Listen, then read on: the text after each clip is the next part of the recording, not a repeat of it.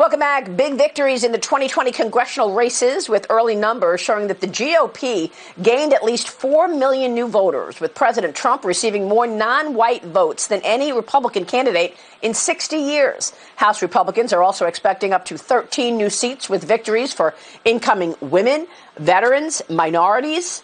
House Minority Leader Kevin McCarthy joins me right now. And Congressman, it's great to see you this morning. Thanks very much for joining us. And this morning we are learning of another victory. Darrell Issa in California's 50th District, winning his race.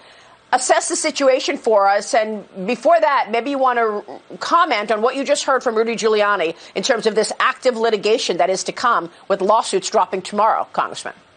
Well, what we need in the presidential race is to make sure every legal vote is counted, every recount is completed, and every legal challenge should be heard. Then and only then that America will decide who won the race. Remember, Maria, we are less than 21,000 votes away where the House we could win the majority. There are a number of seats, 10 seats that are still sitting out there. Republicans are leading in 3. They haven't called any of those. So why would you call the presidential race first? Remember the framework. I was on your show just the Sunday before the election. They said in the House, Republicans would lose 15 to 20 seats. Every pollster said that. Speaker Pelosi and Steny Hoyer. They also said we would lose the Senate and we would lose legislatures as well. What happened? We didn't lose one incumbent. We won every seat except one open. We won 28 of the 29 most competitive seats that Nate Silver laid out there. We are gaining and less than 21,000 votes away.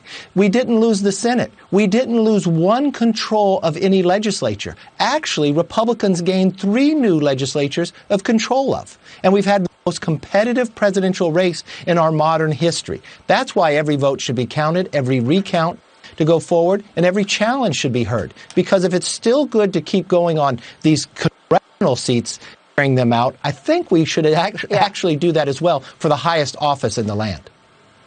Well, I think you make a really good point, particularly after the media has taken us down many rabbit holes before. Russia collusion, obstruction, an impeachment trial based on no crime, and then a Democratic blue wave, and now, of course, this. Let me ask you about Nancy Pelosi. She has sent a letter out to members asking for their support. She wants to get reelected as Speaker of the House. What does that mean for you, and will she stay as Speaker, in your view?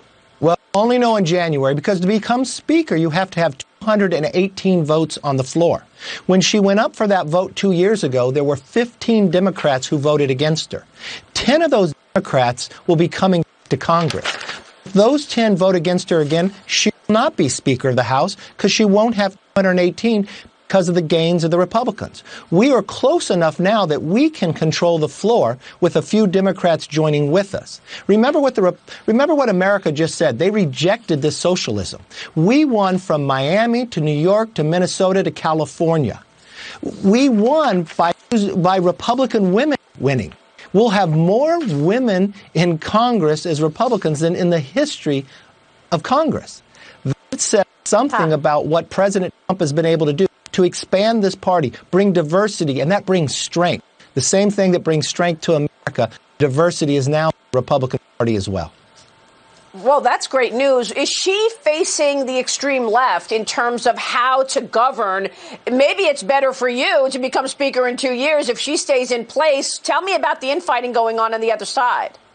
Well, I think it's better for America the sooner a Republican becomes Speaker. But she's got internal fights because she promised them that she would win enough seats that they would keep the majority this time and next time. Now everything, not one of them won. They only lost. They didn't defeat one Republican. And now in their own conference call, they're calling it a dumpster fire. They're yelling at one another whether they should call themselves socialists or not. And think about who lost. The former Secretary of Health, herself a pragmatic socialist. And then we defeated a sitting chairman of the committee as well. Congressman, it's good to see you this morning. Thanks very much. Minority Leader Kevin McCarthy. We'll take a break. When we come back, Senator Lindsey Graham is here with a brand new, never-before-seen